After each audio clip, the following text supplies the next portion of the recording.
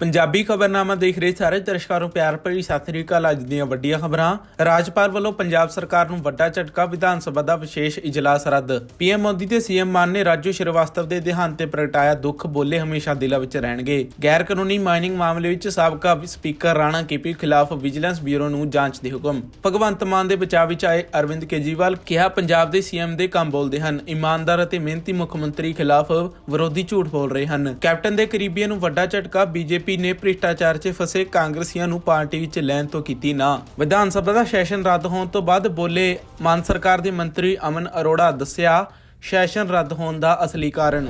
ਹੁਣ ਖਬਰਾਂ ਵਿਸਤਾਰ ਦੇ ਨਾਲ। ਪੰਜਾਬ ਵਿਧਾਨ ਸਭਾ ਦਾ ਹੋਣ ਵਾਲਾ ਵਿਸ਼ੇਸ਼ ਸੈਸ਼ਨ ਰੱਦ ਕਰ ਦਿੱਤਾ ਗਿਆ ਹੈ। ਪੰਜਾਬ ਦੇ ਰਾਜਪਾਲ ਨੇ ਪੱਤਰ ਜਾਰੀ ਕਰਕੇ ਆਮ ਆਦਮੀ ਪਾਰਟੀ ਵੱਲੋਂ ਬੁਲਾਏ ਗਏ ਵਿਸ਼ੇਸ਼ ਇਜਲਾਸ ਨੂੰ ਰੱਦ ਕਰ ਦਿੱਤਾ ਹੈ। ਕਾਂਗਰਸੀ ਵਿਧਾਇਕ ਸੁਖਪਾਲ ਖਹਿਰਾ ਨੇ ਆਮ ਆਦਮੀ ਪਾਰਟੀ ਵੱਲੋਂ ਬੁਲਾਏ ਗਏ ਵਿਸ਼ੇਸ਼ ਇਜਲਾਸ ਨੂੰ ਰੱਦ ਕਰਨ ਲਈ ਰਾਜਪਾਲ ਨੂੰ ਚਿੱਠੀ ਲਿਖੀ ਸੀ, ਜਿਸ ਵਿੱਚ ਉਹਨਾਂ ਨੇ ਵਿਸ਼ੇਸ਼ ਸੈਸ਼ਨ ਨੂੰ ਅਸੰਵਿਧਾਨਕ ਦੱਸਿਆ ਸੀ ਕਿ ਸਦਨ ਦੀ ਕਾਰਜ ਪ੍ਰਣਾਲੀ ਅਤੇ ਕੰਮਕਾਜ ਦੀ ਨਿਯਮਾਂ ਤਹਿਤ ਭਰੋਸੇ ਦੇ ਮਤੇ ਦੀ ਕੋਈ ਵੀ ਵਿਵਸਥਾ ਨਹੀਂ ਹੈ। ਮੁੱਖ ਮੰਤਰੀ ਭਗਵੰਤ ਮਾਨ ਦੇ ਤੇ ਪ੍ਰਧਾਨ ਮੰਤਰੀ ਨਰਿੰਦਰ ਮੋਦੀ ਨੇ ਕਮੇਡੀਅਨ ਰਾਜੂ ਸ਼੍ਰੀਵਾਸਤਵ ਦੇ ਦੇਹਾਂਤ ਤੇ ਦੁੱਖ ਦਾ ਪ੍ਰਗਟਾਵਾ ਕੀਤਾ ਹੈ। ਦੱਸਦੇ ਕਿ ਸੀਐਮ ਮਾਨ ਵੀ ਕਮੇਡੀਅਨ ਕਲਾਕਾਰ ਰਹਿ ਚੁੱਕੇ ਹਨ ਅਤੇ ਆਪਣੇ ਸਾਥੀ ਕਲਾਕਾਰ ਦੀ ਮੌਤ ਤੇ ਉਹਨਾਂ ਕਿਹਾ ਕਿ ਰਾਜੂ ਸ਼੍ਰੀਵਾਸਤਵ ਨੇ ਆਪਣੀ ਜ਼ਿੰਦਗੀ ਵਿੱਚ ਸਾਨੂੰ ਖੂਬ ਹਸਾਇਆ, ਪਰ ਅੱਜ ਇਹ ਸੁਣ ਕੇ ਬੜਾ ਦੁੱਖ ਹੋ ਰਿਹਾ ਹੈ।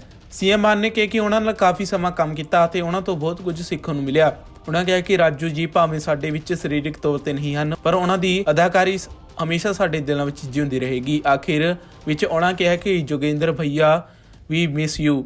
ਉੱਥੇ ਪੀਐਮ ਮੋਦੀ ਨੇ ਰਾਜੂ ਨਾਲ ਇੱਕ ਤਸਵੀਰ ਸ਼ੇਅਰ ਕਰਦਿਆਂ ਕਿਹਾ ਕਿ ਰਾਜੂ ਸ਼੍ਰੀਵਾਸਤਵ ਦੇ ਹਾਸੇ, ਮਜ਼ਾਕ, ਪੋਜ਼ਿਟਿਵਿਟੀ ਨਾਲ ਸਾਡੀ ਜ਼ਿੰਦਗੀ ਵਿੱਚ ਚਮਕ ਆਈ। ਉਹ ਸਾਨੂੰ ਬਹੁਤ ਜਲਦੀ ਛੱਡ ਕੇ ਚਲੇ ਗਏ ਹਨ, ਪਰ ਅਣਗਿਣਤ ਲੋਕਾਂ ਦੇ ਦਿਲਾਂ ਵਿੱਚ ਹਮੇਸ਼ਾ ਰਹਿਣਗੇ। ਉਹਨਾਂ ਰਾਜੂ ਦੇ ਪਰਿਵਾਰ ਨਾਲ ਹਮਦਰਦੀ ਪ੍ਰਗਟਾਈ ਹੈ। ਪੰਜਾਬ ਦੇ ਮਾਈਨਿੰਗ ਮੰਤਰੀ ਹਰਜੋਤ ਬੈਂਸ ਨੇ ਵਿਜੀਲੈਂਸ ਬਿਊਰੋ ਨੂੰ ਹਦਾਇਤ ਕੀਤੀ ਹੈ ਕਿ ਉਹ ਸਾਬਕਾ ਵਿਧਾਨ ਸਭਾ ਸਪੀਕਰ ਅਤੇ ਸੀਨੀਅਰ ਕਾਂਗਰਸੀ ਆਗੂ ਰਾਣਾ ਕੇਪੀ ਦੀ ਆਪਣੇ ਅਹੁਦੇ ਦੀ ਦੁਰਵਰਤੋਂ ਕਰਕੇ ਗੈਰ ਕਾਨੂੰਨੀ ਮਾਈਨਿੰਗ ਵਿੱਚ ਕਥਿਤ ਸ਼ਮੂਲੀਅਤ ਦੀ ਜਾਂਚ ਕਰੇ। ਵਿਭਾਗ ਦੇ ਅਧਿਕਾਰੀਆਂ ਦੀ ਇੱਕ ਕਮੇਟੀ ਸਮਾਬੱਧ ਤਰੀਕੇ ਨਾਲ ਸਮਾਂਤਰ ਜਾਂਚ ਕਰੇਗੀ। ਬੈਂਸ ਨੇ ਦਾਅਵਾ ਕੀਤਾ ਹੈ ਕਿ ਸੀਬੀਆਈ ਨੇ ਪਿਛਲੇ ਸਾਲ ਜੁਲਾਈ ਵਿੱਚ ਸੂਬੇ ਦੇ ਮੁੱਖ ਸਕੱਤਰ ਨੂੰ ਸਾਬਕਾ ਸਪੀਕਰ ਦੀ ਭੂਮਿਕਾ ਦੀ ਜਾਂਚ ਕਰਨ ਲਈ ਕਿਹਾ ਸੀ, ਪਰ ਉਹਨਾਂ ਦੀ ਪਾਰਟੀ ਸੱਤਾ ਵਿੱਚ ਹੋਣ ਕਾਰਨ ਇਸ ਮਾਮਲੇ ਨੂੰ ਦਬਾ ਰਹੀ ਸੀ। ਮੰਤਰੀ ਨੇ ਕਿਹਾ ਕਿ ਮੁੱਢਲੀ ਜਾਂਚ ਤੋਂ ਪਤਾ ਚੱਲਦਾ ਹੈ ਕਿ ਕੇਪੀ ਦੇ ਸਹਾਇਕਾਂ ਦੁਆਰਾ ਰੋਪੜ ਅਤੇ ਅਨੰਦਪੁਰ ਸਾਹਿਬ ਵਿੱਚ ਕ੍ਰੈਸ਼ਰ ਮਾਲਕਾਂ ਤੋਂ ਲੱਖਾਂ ਰੁਪਏ ਦੀ ਮਹੀਨਾਵਾਰ ਅਦਾਇਗੀ ਪ੍ਰੋਟੈਕਸ਼ਨ ਮਨੀ ਵਜੋਂ ਇਕੱਠੀ ਕੀਤੀ ਗਈ। ਅਧਿਕਾਰੀਆਂ ਨੇ ਉਹਨਾਂ ਦਾ ਨਾਂ ਲਿਆ ਹੈ, ਜਿਸ ਤੋਂ ਬਾਅਦ ਰਾਣਾ ਕੇਪੀ ਨੇ ਕਿਹਾ ਕਿ ਸਿਆਸੀ ਬਦਲਾਖੋਰੀ ਤੋਂ ਇਲਾਵਾ ਹੋਰ ਕੁਝ ਵੀ ਨਹੀਂ ਹੈ। ਇਸ ਤੋਂ ਬਾਅਦ ਰਾਣਾ ਕੇਪੀ ਨੇ ਵੀ ਪਲਟਵਾਰ ਕਰਦਿਆਂ ਕਿਹਾ ਕਿ ਸਿਆਸੀ ਬਦਲਾਖੋਰੀ ਤੋਂ ਇਲਾਵਾ ਇਹ ਕੁਝ ਵੀ ਨਹੀਂ ਹੈ। ਉਹਨਾਂ ਕਿਹਾ ਕਿ ਬੈਂਸ ਦੀ ਮੇਰੇ ਨਾਲ ਨਿੱਜੀ ਦੁਸ਼ਮਣੀ ਹੈ। ਪੰਜਾਬ ਦੇ ਮੁੱਖ ਮੰਤਰੀ ਭਗਵੰਤ ਮਾਨ ਨੂੰ ਫਰੈਂਕਫਰਟ ਏਅਰਪੋਰਟ ਤੇ ਨਸ਼ੇ 'ਚ ਹੋਣ ਕਾਰਨ ਜਹਾਜ਼ ਤੋਂ ਉਤਾਰਨ ਦੇ ਮਾਮਲੇ ਵਿੱਚ ਆਪ ਦੇ ਸੁਪਰੀਮੋ ਅਰਵਿੰਦ ਕੇਜਰੀਵਾਲ ਨੇ ਮੁੱਖ ਮੰਤਰੀ ਭਗਵੰਤ ਮਾਨ ਦਾ ਬਚਾਅ ਕੀਤਾ ਹੈ। ਕੇਜਰੀਵਾਲ ਨੇ ਕਿਹਾ ਕਿ ਮੁੱਖ ਮੰਤਰੀ ਭਗਵੰਤ ਮਾਨ ਦਾ ਕੰਮ ਬੋਲਦਾ ਹੈ, ਵਿਰੋਧੀ ਉਸ ਤੇ ਚੀਕੜ ਸੁੱਟਣ ਦਾ ਕੰਮ ਕਰਕੇ ਝੂਠ ਬੋਲ ਰਹੇ ਹਨ, ਕਿਉਂਕਿ ਵਿਰੋਧੀ ਧਿਰ ਮੁੱਖ ਮੰਤਰੀ ਭਗਵੰਤ ਮਾਨ ਦੇ ਕੰਮਾਂ ਵਿੱਚ ਕੋਈ ਵੀ ਕਮੀ ਨਹੀਂ ਲੱਭ ਪਾ ਰਹੇ। ਇਸ ਦੇ ਨਾਲ ਹੀ ਮੀਡੀਆ ਨਾਲ ਗੱਲਬਾਤ ਕਰਦੇ ਉਹਨਾਂ ਨੇ ਹੋਰ ਵੀ ਕਈ ਵੱਡੀਆਂ ਗੱਲਾਂ ਆਖੀਆਂ ਹਨ। पिछले 6 महीने में मान साहब ने जो काम किए हैं पंजाब में 75 साल में किसी सरकार ने नहीं किए। पिछले 6 महीने में जितनी कट्टर ईमानदारी, आज 75 साल के बाद पंजाब को एक कट्टर ईमानदार और मेहनती सीएम मिला है। 6 महीने में उन्होंने 100 मोहल्ला क्लिनिक बना दिए, पंजाब के लोगों की बिजली मुफ्त कर दी, 17,000 नई नौकरियां निकाल दी, 8,000 टीचर पक्के कर दिए। इतने सारे काम भगवंत मान ने किए हैं कि इनके जो विरोधी हैं उनको उनके कामों में कुछ कमी दिखाई नहीं देती, तो अब कीचड़ फेंकते हैं कि मान साहब ने सब झूठ है, सब बकवास है। मैं वो बेचारा आदमी लगा हुआ है पंजाब के विकास के लिए, उसको रोकना चाहते हैं ये सारे विरोधी मिलके। जनता देख रही है, जनता उनके काम से बहुत खुश है। मैं उनसे ये पूछना चाहता हूँ सारे विरोधियों से, अगर भगवंत मान 6 महीने में बिजली मुफ्त कर सकते थे तो इन दूसरी पार्टियों की सरकारों ने 75 साल में बिजली मुफ्त क्यों नहीं करी? ये सारा पैसा लेके कहाँ चले गए? पंजाब का पैसा किसने खाया? ਭਾਰਤੀ ਜਨਤਾ ਪਾਰਟੀ ਨੇ ਪੰਜਾਬ ਵਿੱਚ ਆਪਣੀ ਰਣਨੀਤੀ ਬਦਲ ਲਈ ਹੈ। ਭਾਜਪਾ ਹੁਣ ਭ੍ਰਿਸ਼ਟਾਚਾਰ ਦੇ ਦੋਸ਼ਾਂ ਵਿੱਚ ਘੇਰੇ ਕਾਂਗਰਸੀ ਆਗੂਆਂ ਨੂੰ ਪਾਰਟੀ ਵਿੱਚ ਸ਼ਾਮਲ ਨਹੀਂ ਕਰੇਗੀ। ਇਸ ਲਈ ਜਦੋਂ ਮੰਗਲਵਾਰ ਨੂੰ ਕੈਪਟਨ ਅਮਰਿੰਦਰ ਸਿੰਘ ਨੇ ਭਾਜਪਾ ਵਿੱਚ ਸ਼ਾਮਲ ਹੋ ਕੇ ਆਪਣੀ ਪਾਰਟੀ ਪੀਐਲਸੀ ਦਾ ਰਲੇਵਾਂ ਕਰਕੇ ਪੰਜਾਬ ਦੇ ਸਾਬਕਾ ਮੰਤਰੀਆਂ ਦੀ ਸੂਚੀ ਸੌਂਪੀ ਤਾਂ ਭਾਜਪਾ ਨੇ ਕੁਝ ਲੋਕਾਂ ਦੇ ਨਾਮ ਕੱਟ ਦਿੱਤੇ। ਇਸ ਸੂਚੀ ਵਿੱਚ ਪੰਜਾਬ ਵਿਧਾਨ ਸਭਾ ਦੇ ਸਾਬਕਾ ਸਪੀਕਰ ਰਾਣਾ ਕੇਪੀ ਅਤੇ ਸਾਬਕਾ ਉਪ ਮੁੱਖ ਮੰਤਰੀ ਓਪੀ ਸੋਨੀ ਅਤੇ ਕੈਪਟਨ ਦੇ ਖਾਸਮ ਖਾਸ ਕੈਬਨਿਟ ਮੰਤਰੀ ਸਾਧੂ ਸਿੰਘ ਧਰਮਸੋਤ ਦੇ ਨਾਂ ਸ਼ਾਮਲ ਹਨ। ਧਰਮਸੋਤ ਦਾ ਨਾਂ ਪੋਸਟ ਮੈਟ੍ਰਿਕ ਸਕਾਲਰਸ਼ਿਪ ਘਪਲੇ ਵਿੱਚ ਜੁੜਿਆ ਹੋਇਆ ਹੈ, ਜਦੋਂ ਕਿ ਜੰਗਲਾਤ ਮੰਤਰੀ ਹੁੰਦਿਆਂ ਉਹਨਾਂ ਦਾ ਨਾਂ ਟਰੀ ਗਾਰਡ ਦੀ ਖਰੀਦ 'ਚ ਕਮਿਸ਼ਨ ਲੈਣ ਨੂੰ ਲੈ ਕੇ ਦਰਖਤਾਂ ਦੀ ਕਟਾਈ ਨਾਲ ਜੁੜਿਆ ਹੋਇਆ ਹੈ। ਵਿਧਾਨ ਸਭਾ ਦਾ ਸੈਸ਼ਨ ਰੱਦ ਹੋਣ ਤੋਂ ਬਾਅਦ ਬੋਲੇ ਮਾਨ ਸਰਕਾਰ ਦੇ ਮੰਤਰੀ ਅਮਨ ਅਰੋੜਾ ਦੱਸਿਆ ਸੈਸ਼ਨ ਰੱਦ ਹੋਣ ਦਾ ਅਸਲੀ ਕਾਰਨ। ਜਦੋਂ ਦੇਸ਼ ਦਾ ਸੰਵਿਧਾਨ, ਦੇਸ਼ ਦੀ ਡੈਮੋਕ੍ਰੇਸੀ ਜਦੋਂ ਖਤਰੇ ਦੇ ਵਿੱਚ ਹੋਵੇ ਉਦੋਂ ਦਿਨ ਰਾਤ ਨਹੀਂ ਦੇਖਿਆ ਜਾ ਸਕਦਾ ਹੈਗਾ। ਸੋ ਇਸ ਕਰਕੇ ਤੁਹਾਨੂੰ ਤਕਲੀਫ ਦਿੱਤੀ, ਮਾਫੀ ਚਾਹੁੰਦੇ ਆ। ਮੇਰੇ ਨਾਲ ਮੇਰੇ ਸਾਥੀ ਸਾਡੇ cabinet minister Harbhajan Singh ji ETO ਸਾਹਿਬ, ਮੇਰੇ ਸਾਥੀ ਐਮਐਲਏ ਗੋਲਡੀ ਕੰਬੋਜ ਜੀ, ਦਿਨੇਸ਼ ਚੱਡਾ ਜੀ ਐਮਐਲਏ ਰੋਪੜ। ਸਾਥੀਓ, ਅੱਜ ਦਾ ਜਿਹੜਾ ਇਸ਼ੂ ਹੈ ਤੁਹਾਨੂੰ ਪਤਾ ਹੀ ਹੈ ਕਿ ਜਿਸ ਤਰੀਕੇ ਦੇ ਨਾਲ ਪੂਰੇ ਮੁਲਕ ਦੇ ਵਿੱਚ ਆਪਰੇਸ਼ਨ ਲੋਟਸ ਚਲਾਇਆ ਜਾ ਰਿਹਾ ਹੈ ਕੇਂਦਰ ਦੀ ਬੀਜੇਪੀ ਸਰਕਾਰ ਵੱਲੋਂ, ਜਿੱਥੇ ਸੰਵਿਧਾਨਿਕ ਤਰੀਕੇ ਦੇ ਨਾਲ ਲੋਕਾਂ ਵੱਲੋਂ ਚੁਣੀਆਂ ਹੋਈਆਂ ਸਰਕਾਰਾਂ ਦਾ ਘਾਣ ਕਰਕੇ ਆਪਣੀਆਂ ਸਰਕਾਰਾਂ ਬਣਾਉਣ ਦੀ ਜਾਂ ਸਟੇਟਾਂ ਨੂੰ ਡੀਸਟੇਬਲਾਈਜ਼ ਕਰਨ ਦੀ ਕੋਸ਼ਿਸ਼ ਕੀਤੀ ਜਾ ਰਹੀ ਹੈ। ਉਸ ਸੰਬੰਧ ਦੇ ਵਿੱਚ ਇੱਕ ਦਿਨਾ ਸੈਸ਼ਨ ਹੈ ਜਿਹੜਾ ਉਹ ਪੰਜਾਬ ਸਰਕਾਰ ਨੇ, ਭਗਵੰਤ ਮਾਨ ਜੀ ਦੀ ਸਰਕਾਰ ਨੇ ਰੱਖਿਆ ਸੀਗਾ, ਪਰ ਅੱਜ ਸ਼ਾਮ ਨੂੰ ਜਿਸ ਤਰੀਕੇ ਦੇ ਨਾਲ ਉਹ ਸੈਸ਼ਨ ਜਿਹੜਾ ਕਿ ਗਵਰਨਰ ਸਾਹਿਬ ਵੱਲੋਂ ਪਹਿਲਾਂ ਕਨਵੀਨ ਕਰ ਲਿਆ ਗਿਆ ਸੀਗਾ, ਕਨਸਟੀਟਿਊਸ਼ਨ ਦੀਆਂ ਸਾਰੀਆਂ ਧਾਰਾਵਾਂ ਦੇ ਤਹਿਤ, ਆਰਟੀਕਲ 174 ਦੇ ਤਹਿਤ, ਉਹ ਅਨਫੋਰਚੂਨੇਟਲੀ ਇੱਕਦਮ ਉਹ ਵਾਪਸ ਲੈ ਲਿਆ ਗਿਆ, ਉਹ ਕੈਂਸਲ ਕਰ ਦਿੱਤਾ ਗਿਆ। ਮੈਂ ਸਮਝਦਾ ਕਿ ਇਹ ਸਿੱਧੇ ਤੌਰ ਦੇ ਉੱਪਰ ਇਹ ਦੇਸ਼ ਦੇ ਸੰਵਿਧਾਨ ਦੀ ਹੱਤਿਆ, ਲੋਕਤੰਤਰ ਦੀ ਹੱਤਿਆ। ਔਰ ਹੈਰਾਨੀ ਇਸ ਗੱਲ ਦੀ ਹੋਈ ਜਦੋਂ ਮੈਂ ਉਹਨਾਂ ਦਾ ਆਰਡਰ ਪੜ੍ਹਿਆ ਕਿ ਉਹਨਾਂ ਨੇ 3 ਵਿਅਕਤੀ ਵਿਸ਼ੇਸ਼ਾਂ ਦੇ ਕਹੇ ਦੇ ਉੱਪਰ, ਉਹਨਾਂ ਦੀ ਚਿੱਠੀ ਦੇ ਉੱਪਰ ਸਰਦਾਰ ਪ੍ਰਤਾਪ ਸਿੰਘ ਬਾਜਵਾ, ਸਰ ਸੁਖਪਾਲ ਸਿੰਘ ਖਹਿਰਾ ਔਰ ਅਸ਼ਵਨੀ ਸ਼ਰਮਾ, ਉਹਨਾਂ ਦੀ ਚਿੱਠੀ ਦੇ ਉੱਪਰ ਇਹ ਸੈਸ਼ਨ ਹੈ ਜਿਹੜਾ ਉਹ ਵਿਡਰਾ ਕਰ ਲਿਆ ਗਿਆ ਹੈ। ਇਸ ਗੱਲ ਤੋਂ 2-3 ਗੱਲਾਂ ਤਾਂ ਬੜੀਆਂ ਸਪਸ਼ਟ ਹੋ ਜਾਂਦੀਆਂ ਨੇ ਕਿ ਜੋ ਅਸੀਂ ਪਹਿਲਾਂ ਕਹਿੰਦੇ ਆ ਰਹੇ ਹਾਂ ਕਿ ਅੱਜ ਦੇਸ਼ ਦੇ ਵਿੱਚ ਕਾਂਗਰਸ ਤੇ ਬੀਜੇਪੀ ਇੱਕ ਰਲੀ ਮਿਲੀ ਖੇਡ ਹੈ ਜਿਹੜੀ ਉਹ ਖੇਡ ਰਹੇ ਨੇ।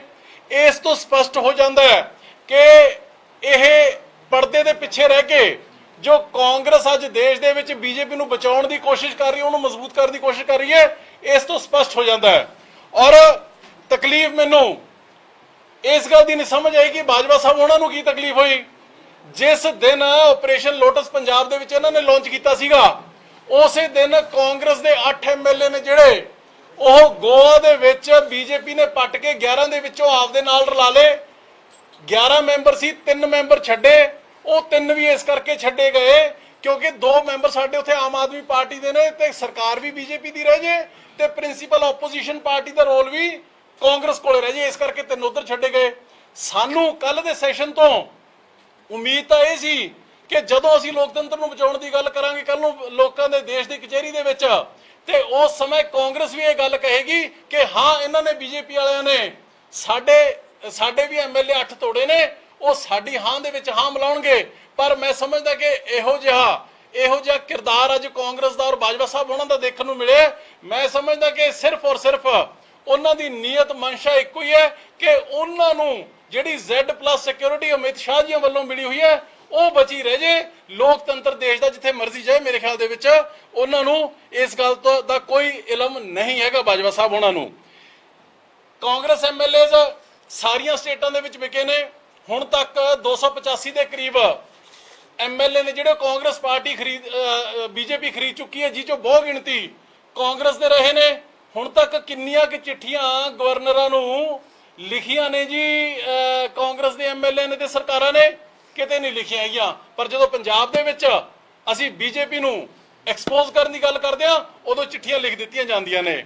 ਔਰ ਇਹ ਸਿਰਫ ਔਰ ਸਿਰਫ ਸਾਰੀ ਐਕਸਰਸਾਈਜ਼ ਹੈ ਜਿਹੜੀ ਇਹ ਸਾਥੀਓ ਅੱਜ ਪੰਜਾਬ ਦੇ ਵਿੱਚ ਕੀ ਪੂਰੇ ਦੇਸ਼ ਦੇ ਵਿੱਚ ਜੱਗ ਜ਼ਾਹਰ ਹੋ ਚੁੱਕਿਆ ਕਿ ਸਾਰੀ ਦੀ ਸਾਰੀ ਐਕਸਰਸਾਈਜ਼ ਸਿਰਫ ਔਰ ਸਿਰਫ ਬੀਜੇਪੀ ਨੂੰ ਮਜ਼ਬੂਤ ਕਰਨ ਤੇ ਆਪਰੇਸ਼ਨ ਲੋਟਸ ਨੂੰ ਕਾਮਯਾਬ ਕਰਨਾ ਚਾਹੁੰਦੀ ਹੈ ਕਾਂਗਰਸ। ਹੋਰ ਇਹਨਾਂ ਦਾ ਕੋਈ ਰੋਲ ਨਹੀਂ ਹੈਗਾ। ਔਰ ਇਸ ਤੋਂ ਇਲਾਵਾ ਸਰਕਾਰਾਂ ਦੇ ਫੈਸਲਿਆਂ ਦੇ ਵਿੱਚ ਗਵਰਨਰ ਸਾਹਿਬ ਕਦੋਂ ਤੋਂ ਇੰਟਰਫੇਅਰ ਕਰਨ ਲੱਗ ਗਏ ਜੀ। ਹੁਣ ਤੱਕ ਜਿਹੜਾ ਮੈਂ ਤੁਹਾਨੂੰ ਆਰਡਰ ਦਿਖਾਉਣ ਲੱਗਿਆ ਇਹ ਇਹ ਆਰਡਰ ਹੈ ਜਿਹੜਾ ਇਹ ਗਵਰਨਰ ਸਾਹਿਬ ਜਦੋਂ ਇਹ ਸੈਸ਼ਨ ਕਨਵੀਨ ਕੀਤਾ ਗਿਆ ਸਾਥੀਓ, ਇਹ ਉਦੋਂ ਦੀ ਗੱਲ ਹੈ। ਸੈਕਸ਼ਨ ਆਰਟੀਕਲ 174 ਕਲੌਜ਼ 1 ਉਹਦੇ ਤਹਿਤ ਕਨਵੀਨ ਕੀਤਾ ਗਿਆ ਸੀਗਾ ਤੇ ਸਾਰੇ ਦੇ ਸਾਰੇ ਕਨਸਟੀਟਿਊਸ਼ਨ ਦੇ ਵਿੱਚ ਜਿਹੜੀਆਂ rules and procedure conduct book ਦੀ ਉਹ ਗੱਲ ਕਰਦੇ ਨੇ, ਇਹਦੇ ਵਿੱਚ ਕਿਤੇ ਵੀ ਇਹ ਪ੍ਰੋਵੀਜ਼ਨ ਹੀ ਨਹੀਂ ਹੈ ਕਿ ਇਹ ਇੱਕ ਵਾਰ ਬੁਲਾਏ ਗਏ ਸੈਸ਼ਨ ਨੂੰ ਵਿਡਰਾ ਕਰ ਲਿਆ ਜਾਵੇ। ਪਰ ਮੈਨੂੰ ਐ ਲੱਗਦਾ ਕਿ ਗਵਰਨਰ ਦਾ ਰੋਲ ਨਹੀਂ ਅਦਾ ਕਰ ਰਹੇ, ਜੋ ਅੰਗਰੇਜ਼ਾਂ ਦੇ ਸਮੇਂ ਵਾਇਸਰਾਏ ਦਾ ਆਫਿਸ ਜਿਵੇਂ ਕੰਮ ਕਰਦਾ ਸੀਗਾ, ਉਹ ਉਸ ਤਰੀਕੇ ਦੇ ਨਾਲ ਜਿਹੜੇ ਪੰਜਾਬ ਦੇ ਗਵਰਨਰ ਸਾਹਿਬ ਨੇ ਜਿਹੜੇ ਉਹ ਕੰਮ ਕਰ ਰਹੇ ਨੇ। ਪਰ ਆਮ ਆਦਮੀ ਪਾਰਟੀ ਦੇਸ਼ ਦੇ ਵਿੱਚ ਅਰਵਿੰਦ ਕੇਜਰੀਵਾਲ ਜੀਆਂ ਦੀ ਔਰ ਪੰਜਾਬ ਦੇ ਵਿੱਚ ਭਗਵੰਤ ਮਾਨ ਜੀਆਂ ਦੀ ਅਗਵਾਈ ਦੇ ਵਿੱਚ ਦੇਸ਼ ਦੇ ਸੰਵਿਧਾਨ ਨੂੰ ਬਚਾਉਣ ਦੇ ਵਿੱਚ, ਲੋਕਤੰਤਰ ਨੂੰ ਮਜ਼ਬੂਤ ਕਰਨ ਦੀ ਲੜਾਈ ਹੈ ਸਾਡੀ, ਜਿਹੜੀ ਉਹ ਜਾਰੀ ਰਹੀ ਹੈ ਤੇ ਹਮੇਸ਼ਾ ਰਹੂਗੀ। ਔਰ ਅੱਜ ਇੱਕ ਹਾਸੋਹੀਣਾ ਕੰਮ ਹੋ ਰਿਹਾ ਹੈ। ਤੁਸੀਂ 75 ਸਾਲਾਂ ਦੀ ਹਿਸਟਰੀ ਚੱਕ ਕੇ ਦੇਖ ਲਓ, ਇਹ ਸ਼ਾਇਦ ਪਹਿਲੀ ਵਾਰੀ ਹੋ ਰਿਹਾ ਹੋਊਗਾ ਦੋਸਤੋ ਕਿ ਕੋਈ ਆਪੋਜੀਸ਼ਨ ਕਹਿ ਰਹੀ ਹੈ ਕਿ ਜੀ ਸੈਸ਼ਨ ਨਹੀਂ ਬੁਲਾਉਣਾ ਹੈਗਾ। ਹਮੇਸ਼ਾ ਆਪੋਜੀਸ਼ਨਾਂ ਕਹਿੰਦੀਆਂ ਸੀਗੀਆਂ ਕਿ ਸੈਸ਼ਨ ਬੁਲਾਓ, ਲੋਕਾਂ ਨੂੰ ਫੇਸ ਕਰੀਏ, ਪਰ ਨਾ, ਸਿਰਫ ਔਰ ਸਿਰਫ ਬੀਜੇਪੀ ਨੂੰ ਬਚਾਉਣ ਦਾ ਕੰਮ ਹੈ ਜਿਹੜਾ ਉਹ ਕਾਂਗਰਸ ਪਾਰਟੀ ਰਲ ਮਿਲ ਕੇ ਖੇਡ ਹੈ ਜਿਹੜੀ ਖੇਡ ਰਹੀ ਹੈ। ਮੈਂ ਤੁਹਾਨੂੰ ਦਿਖਾ ਰਿਹਾ ਸੀਗਾ ਕਿ ਆਰਟੀਕਲ 174 ਕਲੌਜ਼ 1 ਦੇ ਤਹਿਤ ਇਹ ਬੁਲਾਇਆ ਗਿਆ ਸੈਸ਼ਨ, ਜਿਹੜਾ ਇੱਕ ਦਿਨ ਦਾ ਬੁਲਾਇਆ ਗਿਆ ਸੀਗਾ। ਸਾਰੇ ਦੇ ਸਾਰੇ ਕਨਸਟੀਟਿਊਸ਼ਨ ਦੇ ਵਿੱਚ, ਸਾਰੀਆਂ ਰੂਲਸ ਬੁੱਕ ਦੇ ਵਿੱਚ ਕਿਤੇ ਪ੍ਰੋਵੀਜ਼ਨ ਨਹੀਂ ਹੈ ਕਿ ਗਵਰਨਰ ਸਾਹਿਬ ਆਪ ਮੁਹਾਰੇ ਉਹ ਇਹ ਸੈਸ਼ਨ ਨੂੰ ਰੱਦ ਕਰ ਸਕਣ ਜਾਂ ਕੈਂਸਲ ਕਰ ਸਕਣ। ਔਰ ਇਹੀ ਇਹਨਾਂ ਦੀਆਂ ਚਿੱਠੀਆਂ ਤੋਂ ਵੀ ਜੱਗ ਜ਼ਾਹਰ ਹੁੰਦਾ ਹੈ ਕਿ 3 ਵਿਅਕਤੀ ਵਿਸ਼ੇਸ਼ਾਂ ਦੇ, ਪ੍ਰਤਾਪ ਬਾਜਵਾ, ਸੁਖਪਾਲ ਖਹਿਰਾ ਔਰ ਅਸ਼ਵਨੀ ਸ਼ਰਮਾ ਦੇ ਕਹੇ ਦੇ ਉੱਪਰ ਇਹ ਸੈਸ਼ਨ ਹੈ ਜਿਹੜਾ ਵਿਡਰਾ ਕਰ ਲਿਆ ਗਿਆ ਹੈ। ਮੈਂ ਪੁੱਛਣਾ ਚਾਹੁੰਦਾ ਗਵਰਨਰ ਸਾਹਿਬ ਨੂੰ, ਮੈਂ ਪੁੱਛਣਾ ਚਾਹੁੰਦਾ ਕੇਂਦਰ ਸਰਕਾਰ ਨੂੰ ਕਿ ਹੁਣ 2 ਜਾਂ 3 ਵਿਅਕਤੀ ਵਿਸ਼ੇਸ਼ਾਂ ਦੇ ਕਹੇ ਦੇ ਉੱਪਰ ਸੈਸ਼ਨ ਬੁਲਾਏ ਤੇ ਰੱਦ ਕੀਤੇ ਜਾਇਆ ਕਰਨਗੇ। ਇਹ ਇੱਕ ਕਹਾਣ ਹੈ ਸਿੱਧੇ ਤੌਰ ਦੇ ਉੱਪਰ ਲੋਕਤੰਤਰ ਦਾ। ਔਰ ਕਮਾਲ ਦੀ ਗੱਲ ਆ, ਬੁਲਾਉਂਦੇ ਨੇ ਕਨਸਟੀਟਿਊਸ਼ਨ ਦੀਆਂ ਪ੍ਰੋਵੀਜ਼ਨਾਂ ਦੇ ਤਹਿਤ ਕਲੌਜ਼ 1 ਆਰਟੀਕਲ 174 ਤੇ ਵਿਡਰਾ ਕਰਦੇ ਨੇ ਕਿ ਜੀ ਕੋਈ ਪ੍ਰੋਵੀਜ਼ਨ ਨਹੀਂ ਹੈਗੀ ਕੌਨਫੀਡੈਂਸ ਮੋਸ਼ਨ ਸ਼ੋ ਕਰਨ ਦੀ। ਮੈਂ ਉਹਨਾਂ ਨੂੰ ਪੁੱਛਣਾ ਚਾਹੁੰਦਾ ਕਿ ਆਹ ਕਿਤਾਬਾਂ ਪਈਆਂ ਨੇ ਮੇਰੇ ਕੋਲੇ, ਕਨਸਟੀਟਿਊਸ਼ਨ ਪੜ੍ਹਿਆ ਹੋਇਆ ਸਾਰਾ, ਕਿਤੇ ਇਹ ਦਿਖਾ ਦੇਣਾ ਕਿ ਇਹ ਪ੍ਰੋਵੀਜ਼ਨ ਹੋਵੇ ਕਿ ਸਰਕਾਰ ਆਪਦਾ ਜਿਹੜੀ ਮੈਜੋਰਿਟੀ ਅਪਰੂਵ ਨਹੀਂ ਕਰ ਸਕਦੀ ਹੈਗੀ। ਡੀ ਬਾਰ ਕਿੱਥੇ ਕੀਤਾ ਗਿਆ ਹੈ, ਰੋਕ ਕਿੱਥੇ ਲਾਈ ਗਈ ਹੈ ਕਿਸੇ ਵੀ ਸਰਕਾਰ ਨੂੰ ਆਪਦੀ ਮੈਜੋਰਿਟੀ ਪ੍ਰੂਵ ਕਰਨ ਦੇ ਵਿੱਚ, ਇਹ ਇੱਕ ਵਾਰ ਦਿਖਾ ਦੇਣਾ, ਅਸੀਂ ਜਵਾਬ ਦੇਵਾਂਗੇ ਇਹਨਾਂ ਨੂੰ। ਪਰ ਨਾ, ਸਿਰਫ ਔਰ ਸਿਰਫ। ਔਰ ਸੈਕੰਡਲੀ, ਜਦੋਂ ਇਹ ਕਨਵੀਨ ਕੀਤਾ ਜਾਂਦਾ ਸਾਥੀਓ ਸੈਸ਼ਨ ਕੋਈ, ਤੇ ਉਦੋਂ ਔਨ ਦਾ advice of council of ministers ਕੀਤਾ ਜਾਂਦਾ ਹੈ, ਯਾਨੀ ਕਿ ਸਰਕਾਰ ਦੀ ਸਲਾਹ ਤੋਂ ਬਾਅਦ ਉਹ ਸੈਸ਼ਨ ਕਨਵੀਨ ਕੀਤਾ ਜਾਂਦਾ ਹੈ। ਤੇ ਇੱਥੇ ਸਰਕਾਰ ਦੀ ਸਲਾਹ ਇਹਨਾਂ ਨੇ ਵਿਡਰਾ ਕਰਨ ਲੱਗੇ ਜ਼ਰੂਰੀ ਨਹੀਂ ਸਮਝੀ ਹੈਗੀ, ਯਾਨੀ ਕਿ 92 ਚੁਣੇ ਹੋਏ ਬੰਦੇ ਲਿਖ ਕੇ ਦੇਣਾ ਕਿ ਸੈਸ਼ਨ ਕਨਵੀਨ ਕਰੋ, ਤੇ 3 ਜਣੇ ਲਿਖ ਕੇ ਦੇਣਾ ਕਿ ਸੈਸ਼ਨ ਵਿਡਰਾ ਕਰੋ, ਤੇ 3 ਜਣਿਆਂ ਦੀ ਮੰਨ ਲਈ ਜਾਂਦੀ ਹੈ। ਮੈਂ ਸਮਝਦਾ ਕਿ ਇਸ ਆਪਰੇਸ਼ਨ ਲੋਟਸ ਦੇ ਤਹਿਤ ਅੱਜ ਮੈਨੂੰ ਤਾਂ ਇਹ ਮਹਿਸੂਸ ਹੁੰਦਾ ਕਿ ਬੀਜੇਪੀ ਕਾਂਗਰਸ ਦੇ ਨਾਲ ਐਸਟੀਮਡ ਆਫਿਸ ਆਫ ਗਵਰਨਰ ਵੀ ਕਿਤੇ ਨਾ ਕਿਤੇ ਉਹਨਾਂ ਦੀ ਸ਼ਹਿ ਦੇ ਉੱਪਰ ਕੰਮ ਕਰ ਰਿਹਾ ਹੈ। ਮੈਂ ਹੋਰ ਮੇਰੇ ਕੋਲ ਬਹੁਤ ਸਾਰੇ ਡਾਕੂਮੈਂਟ ਨੇ ਜਿਹੜੇ ਮੈਂ ਅੱਜ ਤੁਹਾਡੇ ਸਾਹਮਣੇ ਨਸ਼ਰ ਕਰਨਾ ਚਾਹੂੰਗਾ। ਇਸ ਤੋਂ ਇਲਾਵਾ ਇਹ ਕਹਿੰਦੇ ਨੇ ਕਿ ਜੀ 3 ਬੰਦਿਆਂ ਦੇ ਕਹੇ ਦੇ ਉੱਪਰ ਅਸੀਂ ਇਹ ਲਿਖਿਆ ਇਹਨਾਂ ਨੇ ਕਿ there is no specific provision to prove majority, ਇਹ ਲਿਖਿਆ ਇਹਨਾਂ ਨੇ। ਮੈਂ ਇਹਨਾਂ ਨੂੰ ਪੁੱਛਣਾ ਚਾਹੁੰਦਾ ਕਿ ਆ ਮੇਰੇ ਕੋਲ ਡਾਕੂਮੈਂਟ ਨੇ ਸਾਥੀਓ, ਜਿਹੜੇ ਕਿ ਦੇਸ਼ ਦੀ ਪਾਰਲੀਮੈਂਟ ਕਿਸ ਤਰੀਕੇ ਨਾਲ ਫੰਕਸ਼ਨ ਕਰਦੀ ਹੈ ਉਹਦੇ ਸੰਬੰਧ ਵਿੱਚ ਡਾਕੂਮੈਂਟ ਨੇ ਮੇਰੇ ਕੋਲੇ। ਇਹਦੇ ਵਿੱਚ ਸਪਸ਼ਟ ਤੌਰ ਤੇ ਲਿਖਿਆ ਹੋਇਆ, ਹੈਡਿੰਗ ਹੈਗੀ ਮੋਸ਼ਨ ਆਫ ਕੌਨਫੀਡੈਂਸ, ਜੋ ਅਸੀਂ ਕੱਲ ਨੂੰ ਮੂਵ ਕਰਨ ਲੱਗੇ ਸੀਗੇ, ਤੇ ਇਹਦੇ ਵਿੱਚ ਸਪਸ਼ਟ ਲਿਖਿਆ ਗਿਆ ਕਿ ਮੋਸ਼ਨ ਆਫ ਕੌਨਫੀਡੈਂਸ ਹੈ ਜਿਹੜਾ ਉਹ ਕਿਸੇ ਵੀ ਸਮੇਂ ਜਦੋਂ ਲੋਕਤੰਤਰ ਖਤਰੇ ਦੇ ਵਿੱਚ ਹੋਵੇ, ਲੋਕਾਂ ਦੇ ਇੰਟਰਸਟ ਦੀ ਗੱਲ ਹੋਵੇ, ਉਦੋਂ ਚੁਣੀ ਹੋਈ ਸਰਕਾਰ ਮੂਵ ਕਰ ਸਕਦੀ ਹੈ। ਔਰ ਇਹਦੇ 'ਚ ਇਹ ਵੀ ਲਿਖਿਆ ਗਿਆ ਹੈ ਕਿ the confidence motion gets priority over the no confidence motion, ਯਾਨੀ ਕਿ ਜੇ ਇੱਕ ਦਿਨ ਦੇ ਵਿੱਚ ਕੌਨਫੀਡੈਂਸ ਮੋਸ਼ਨ ਵੀ ਆਵੇ ਵਿਧਾਨ ਸਭਾ ਦੇ ਵਿੱਚ ਤੇ ਨੋ ਕੌਨਫੀਡੈਂਸ ਮੋਸ਼ਨ ਵੀ ਆਵੇ, ਤੇ ਉਸ ਦਿਨ ਪ੍ਰਾਇੋਰਟੀ ਹੈ ਜਿਹੜੀ ਸਾਥੀਓ ਉਹ ਕੌਨਫੀਡੈਂਸ ਮੋਸ਼ਨ ਨੂੰ ਮਿਲਦੀ ਹੈ। ਤੇ ਇਹਨਾਂ ਨੇ ਲੋਕਤੰਤਰ ਦਾ ਮਜ਼ਾਕ ਬਣਾ ਕੇ ਰੱਖ ਦਿੱਤਾ। ਔਰ ਇਸ ਤੋਂ ਇਲਾਵਾ ਜਿਹੜਾ ਹੁਣ ਤੱਕ ਇਹ 1952 ਤੋਂ ਲੈ ਕੇ 2009 ਤੱਕ ਦਾ ਤੁਹਾਨੂੰ ਮੈਂ ਰਿਕਾਰਡ ਹੈ ਜਿਹੜਾ ਉਹ ਦੇ ਰਿਹਾ। Motion of confidence and no confidence, ਇਹਨਾਂ 52 ਸਾਲਾਂ ਦੇ ਵਿੱਚ ਪਾਰਲੀਮੈਂਟ ਦੇ ਵਿੱਚ, ਦੇਸ਼ ਦੀ ਪਾਰਲੀਮੈਂਟ ਦੇ ਵਿੱਚ 27 ਨੋ ਕੌਨਫੀਡੈਂਸ ਮੋਸ਼ਨ ਆਏ ਤੇ 12 ਕੌਨਫੀਡੈਂਸ ਮੋਸ਼ਨ ਆਏ, ਜਿਹੜਾ ਕਿ ਅਸੀਂ ਕੱਲ ਨੂੰ ਮੂਵ ਕਰ ਰਹੇ ਸੀਗੇ। 2009 ਤੋਂ ਬਾਅਦ ਜਦੋਂ ਦੀ ਇਹ ਸਰਕਾਰ ਬਣੀ ਹੈ ਬੀਜੇਪੀ ਦੀ, ਉਦੋਂ ਦੇ ਕਿੰਨੇ ਆ ਚੁੱਕੇ ਉਹ ਤੁਹਾਡੇ ਸਾਰੇ ਸਾਹਮਣੇ, ਕਿਉਂਕਿ ਹਰ ਰੋਜ਼ ਇਹ ਹਰ ਸਟੇਟ ਦੇ ਵਿੱਚ ਜਾ ਕੇ ਇਹ ਐਮਐਲਏ ਦੀ ਖਰੀਦ ਫਰੋਖਤ ਦੀ ਮੰਡੀ ਲਾਉਂਦੇ ਨੇ। ਉੱਥੇ ਸਮੇਂ-ਸਮੇਂ ਦੀਆਂ ਸਰਕਾਰਾਂ ਨੇ ਜਿਹੜੀਆਂ ਉਹ ਆਪਦੇ ਆਪ ਨੂੰ ਬਚਾਉਣ ਦੇ ਵਿੱਚ, ਲੋਕਾਂ ਦੇ ਮੈਂਡੇਟ ਨੂੰ ਬਚਾਉਣ ਦੇ ਵਿੱਚ, ਲੋਕਤੰਤਰ ਨੂੰ ਬਚਾਉਣ ਦੇ ਵਿੱਚ ਉਹ ਕੌਨਫੀਡੈਂਸ ਮੋਸ਼ਨ ਲੈ ਕੇ ਆਉਂਦੀਆਂ ਰਹੀਆਂ ਨੇ। ਤੇ ਆ ਜਿਹੜੀ ਲੋਕਤੰਤਰ ਦੀ, ਲੋਕ ਸਭਾ ਦੀ ਗੱਲ ਕਰ ਰਿਹਾ ਮੈਂ ਤੁਹਾਨੂੰ, ਇਹਦੇ ਵਿੱਚ 12 ਨੇ ਜਿਹੜੇ ਉਹ ਇਹਨਾਂ 52 ਸਾਲਾਂ ਚ ਆ ਚੁੱਕੇ। ਉਸ ਤੋਂ ਬਾਅਦ ਆ ਜਿਹੜੇ ਅੱਜ ਪ੍ਰਤਾਪ ਸਿੰਘ ਬਾਜਵਾ ਜੀ ਹੁਣੀ ਇਹ ਲਿਖ ਕੇ ਦੇ ਕੇ ਆਏ ਨੇ ਕਿ ਜੀ ਕੋਈ ਪ੍ਰੋਵੀਜ਼ਨ ਨਹੀਂ ਹੈਗੀ, ਕਿ ਜੀ ਇਹ ਨਹੀਂ ਹੋਣਾ ਚਾਹੀਦਾ ਹੈਗਾ। ਮੈਂ ਇਹਨਾਂ ਨੂੰ ਯਾਦ ਕਰਾਉਣਾ ਚਾਹੁੰਦਾ ਕਿ ਠੀਕ ਹੈ, ਅੱਜ ਤੁਸੀਂ ਆਪਦੀ Z+ ਸਿਕਿਉਰਿਟੀ ਦੇ ਲਈ ਤੁਸੀਂ ਅਮਿਤ ਸ਼ਾਹ ਹੋਣਾ ਦੇ ਇਸ਼ਾਰੇ ਤੇ ਜਾਂ ਬੀਜੇਪੀ ਦੇ ਇਸ਼ਾਰੇ ਦੇ ਉੱਪਰ ਤੁਸੀਂ ਉਹਨਾਂ ਦੀ ਬੀ ਟੀਮ ਬਣ ਕੇ ਕੰਮ ਕਰ ਰਹੇ ਹੋ। ਪਰ ਅੱਜ ਤੋਂ 2 ਸਾਲ ਪਹਿਲਾਂ ਜਦੋਂ ਮੱਧ ਪ੍ਰਦੇਸ਼ ਦੇ ਵਿੱਚ ਜੋਤੀਰਾਜ ਸਿੱਧਿਆ ਹੋਣਾ ਨੂੰ ਉਹਨਾਂ ਦੇ ਨਾਲ 25-30 ਐਮਐਲਏ ਪੱਟ ਕੇ ਉੱਥੋਂ ਦੀ ਸਰਕਾਰ ਨੂੰ ਗਿਰਾ ਚੁੱਕੇ ਸੀਗੇ ਬੀਜੇਪੀ ਵਾਲੇ। ਤੇ ਉਸ ਤੋਂ ਇਮੀਡੀਏਟਲੀ ਮਗਰੋਂ ਰਾਜਸਥਾਨ ਦੇ ਵਿੱਚ ਲੋਕਤੰਤਰ ਨੂੰ ਖਤਰਾ ਹੋਇਆ ਸੀਗਾ। ਸਚਿਨ ਪਾਇਲਟ ਹੋਣੀ 19 ਐਮਐਲਏਜ਼ ਨੂੰ ਲੈ ਕੇ ਦਿੱਲੀ ਬੈਠੇ ਰਹੇ ਤੇ ਉਦੋਂ ਤਕਰੀਬਨ 1 ਹਫ਼ਤਾ ਜੋ ਜਲੂਸ ਲੋਕਤੰਤਰ ਦਾ ਕਾਂਗਰਸ ਨੇ ਤੇ ਬੀਜੇਪੀ ਨੇ ਕੱਢਿਆ, ਤੇ ਉਦੋਂ ਜਦੋਂ ਕੌਨਫੀਡੈਂਸ ਮੋਸ਼ਨ ਲੈ ਕੇ ਆਏ ਸੀਗੇ ਅਸ਼ੋਕ ਗਹਿਲੋਤ, ਆ ਉਦੋਂ ਦੀ ਪਿਕਚਰ ਹੈ, ਉਦੋਂ ਦੀ ਖਬਰ ਹੈ। ਖਬਰ ਕੀ ਹੈ? Ashok Gehlot wins, government wins trust vote, says the result of message to those trying to destabilize elected governments।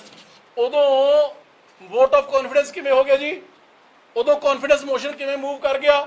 ਜੇ ਇਹ ਕੁਝ ਕਰਨਾ ਤਾਂ ਠੀਕ ਹੈ, ਤੇ ਜੇ ਅਸੀਂ ਲੋਕਤੰਤਰ ਨੂੰ ਬਚਾਉਣ ਦੇ ਲਈ ਜੇ ਅਸੀਂ ਲੜਾਈ ਲੜੀਏ ਤੇ ਉਹ ਇਹਨਾਂ ਨੂੰ ਗੈਰ ਸੰਵਿਧਾਨਕ ਲੱਗਣ ਲੱਗ ਜਾਂਦੇ ਜੀ। ਸੋ ਇਸ ਕਰਕੇ ਇਹਨਾਂ ਤੋਂ ਆਪਦੇ ਅਸਲ 'ਚ ਹੋਇਆ ਕੀ ਪਿਆ ਕਿ ਕਾਂਗਰਸ ਨੇ ਤਾਂ ਇੱਕ ਗੱਲ ਮੰਨ ਲਈ, ਆਪਦਾ ਮਨ ਸਮਝਾ ਲਿਆ ਕਿ ਜੋ 2014 ਦੇ ਵਿੱਚ ਨਰਿੰਦਰ ਮੋਦੀ ਨੇ ਬੀਜੇਪੀ ਨੇ ਕਿਹਾ ਸੀਗਾ ਕਿ ਕਾਂਗਰਸ ਮੁਕਤ ਭਾਰਤ ਹੋਗਾ, ਇਹ ਇਹਨਾਂ ਨੇ ਤਾਂ ਮਨ ਖੜਾ ਲਿਆ ਹੋਊਗਾ ਕਿ ਕਾਂਗਰਸ ਮੁਕਤ ਭਾਰਤ ਕਾਂਗਰਸੀਆਂ ਨੂੰ ਮਨਜ਼ੂਰ ਹੈ, ਪਰ ਇਹ ਦੇਸ਼ ਦੇ 130 ਕਰੋੜ ਲੋਕਾਂ ਨੂੰ ਮਨਜ਼ੂਰ ਨਹੀਂ ਹੈਗਾ।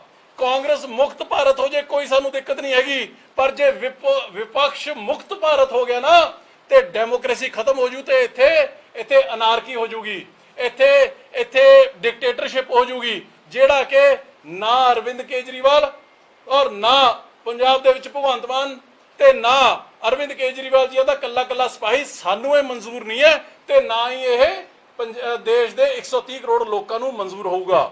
ਕਾਂਗਰਸ ਨੇ ਸ਼ਾਇਦ ਇਸ ਕਰਕੇ ਸਾਥੀਓ ਮਨ ਖੜਾ ਲਿਆ ਹੋਊਗਾ ਕਿ ਕਾਂਗਰਸ ਖਾਲੀ ਹੋਣ ਜਾ ਰਹੀ ਹੈ, ਕਾਂਗਰਸ ਮੁਕਤ ਹੋਣ ਜਾ ਰਹੀ ਹੈ, ਕਿਉਂਕਿ ਪਿਛਲੇ ਸਮੇਂ ਦੇ ਵਿੱਚ ਮੇਰੇ ਕੋਲ ਥੋੜਾ ਜਿਹਾ ਡੇਟਾ ਹੈ ਕਿ 9 ਤਾਂ 8 ਸਾਲਾਂ ਦੇ ਵਿੱਚ 9 ਤਾਂ ਇਹਨਾਂ ਦੇ ਮੁੱਖ ਮੰਤਰੀ ਜਾ ਵੜੇ ਬੀਜੇਪੀ ਦੇ ਵਿੱਚ, ਜਿਹਦੇ ਵਿੱਚ ਆ latest edition captain Amarinder Singh ਹੋਣਾ ਦੀ ਹੋਈ ਹੈ। ਤੇ ਉਹ ਜਿਹੜੇ ਹੈਗੇ ਉਹ 올ਡੀਜ਼ ਜਿਹੜੇ ਜੱਦੀ ਪੁਸ਼ਤੀ ਕਾਂਗਰਸ ਦੇ ਥੰਮ ਸੀਗੇ, ਐਨਡੀ ਤਿਵਾੜੀ ਵਰਗੇ, SM ਕ੍ਰਿਸ਼ਨਾ ਵਰਗੇ, ਨਾਰਾਇਣ ਰਾਣੇ ਵਰਗੇ, ਸ਼ੰਕਰ ਸਿੰਘ ਵਘੇਲਾ ਵਰਗੇ, ਉਹ ਸਾਰੇ ਦੇ ਸਾਰੇ ਉਹ ਜਾ ਵੜੇ ਬੀਜੇਪੀ ਦੇ ਵਿੱਚ ਤੇ ਉੱਥੇ ਲਾਈਨ ਲੱਗੀ ਹੋਈ ਹੈ ਬੀਜੇਪੀ ਦੀ ਚੁਣਨ ਦਾ। ਤੇ ਮੈਨੂੰ ਲੱਗਦਾ ਕਿ ਜਿਹੜੀਆਂ ਚਿੱਠੀਆਂ ਪੱਤਰੀਆਂ ਹੁਣ ਕਾਂਗਰਸ ਵਾਲੇ ਭੇਜਦੇ ਨੇ, ਪੰਜਾਬ ਦੇ CLP ਲੀਡਰ ਬਾਜਵਾ ਸਾਹਿਬ ਹੁਣੀ ਭੇਜਦੇ ਨੇ, ਇਹ ਵੀ ਸਿੱਧਮ ਸਿੱਧੇ ਬੀਜੇਪੀ ਦੀ ਬੀ ਟੀਮ ਬਣ ਕੇ ਜਿਹੜਾ ਉਹ ਕੰਮ ਕਰ ਰਹੇ ਨੇ। ਸੋ ਮੈਂ ਸਮਝਦਾ ਕਿ ਇਹ ਜੋ ਇਹ ਕਾਰਾ ਕੀਤਾ ਇਹ ਬੀਜੇਪੀ ਨੇ, ਕਾਂਗਰਸ ਨੇ ਦੇਸ਼ ਦੇ ਵਿੱਚ ਰਲ ਕੇ ਕਨਸਟੀਟਿਊਸ਼ਨ ਨੂੰ, ਲੋਕਤੰਤਰ ਨੂੰ, ਲੋਕਾਂ ਦੀ ਆਵਾਜ਼ ਨੂੰ ਇਹ ਕੁਚਲਣ ਦੀ ਗੱਲ ਕੀਤੀ ਹੈ, ਖਤਮ ਕਰਨ ਦੀ ਗੱਲ ਕੀਤੀ ਹੈ, ਪਰ ਆਮ ਆਦਮੀ ਪਾਰਟੀ ਨੂੰ ਇਹ ਮਨਜ਼ੂਰ ਨਹੀਂ ਹੈ। ਅਸੀਂ ਆਪਣੀ ਇਹ ਲੜਾਈ ਹੈ ਜਿਹੜੀ ਲੋਕਾਂ ਦੇ ਦਿੱਤੇ ਹੋਏ ਮੈਂਡੇਟ ਦੀ ਲੜਾਈ, ਲੋਕਾਂ ਦੀ ਆਵਾਜ਼ ਨੂੰ ਜਿਉਂਦਾ ਤੇ ਬੁਲੰਦ ਰੱਖਣ ਦੀ ਲੜਾਈ ਹੈ ਜਿਹੜੀ ਉਹ ਅਰਵਿੰਦ ਕੇਜਰੀਵਾਲ ਜੀ ਤੇ ਭਗਵੰਤ ਮਾਨ ਜੀ ਦੇ ਸਿਪਾਹੀ ਨੇ ਜਿਹੜੇ ਉਹ ਲੌਜੀਕਲ ਐਂਡ ਤੱਕ ਅਸੀਂ ਇਹ ਲੜਾਈ ਲੜਾਂਗੇ। ਸਾਨੂੰ ਇਹ ਕਤਈ ਮਨਜ਼ੂਰ ਨਹੀਂ ਹੈ ਜੋ ਅੱਜ ਦੇਸ਼ ਦੇ ਵਿੱਚ ਹੋ ਰਿਹਾ, ਔਰ ਇਹ ਹੋ ਸਿਰਫ ਇਸ ਕਰਕੇ ਰਿਹਾ ਹੈ ਕਿਉਂਕਿ ਅੱਜ ਜੇ ਕੇਂਦਰ ਦੀ ਬੀਜੇਪੀ ਸਰਕਾਰ ਨੂੰ ਕਿਸੇ ਇੱਕ ਸ਼ਖਸ ਕੋਲੋਂ, ਕਿਸੇ ਇੱਕ ਵਿਅਕਤੀ ਵਿਸ਼ੇਸ਼ ਕੋਲੋਂ, ਕਿਸੇ ਇੱਕ ਪਾਰਟੀ ਕੋਲੋਂ ਡਰ ਲੱਗ ਰਿਹਾ ਹੈ ਤੇ ਉਹ ਸਿਰਫ ਔਰ ਸਿਰਫ ਅਰਵਿੰਦ ਕੇਜਰੀਵਾਲ ਤੇ ਉਹਨਾਂ ਦੀਆਂ ਗੁੱਡ ਗਵਰਨੈਂਸ ਔਰ ਇਮਾਨਦਾਰ ਨੀਤੀਆਂ ਤੋਂ ਲੱਗ ਰਿਹਾ, ਜਿਹਦੀ ਵਜ੍ਹਾ ਕਰਕੇ ਇਹ ਲੋਕਤੰਤਰ ਦੀਆਂ ਹੱਤਿਆ ਕਰਨ ਦਾ ਜਿਹੜਾ ਇਹ ਘਿਨਾਉਣੀਆਂ ਸਾਜ਼ਿਸ਼ਾਂ ਜਿਹੜੀਆਂ ਉਹ ਕੀਤੀਆਂ ਜਾ ਰਹੀਆਂ ਨੇ, ਪਰ ਸਾਨੂੰ ਕਿਤੇ ਮਨਜ਼ੂਰ ਨਹੀਂ ਹੋਏਗਾ।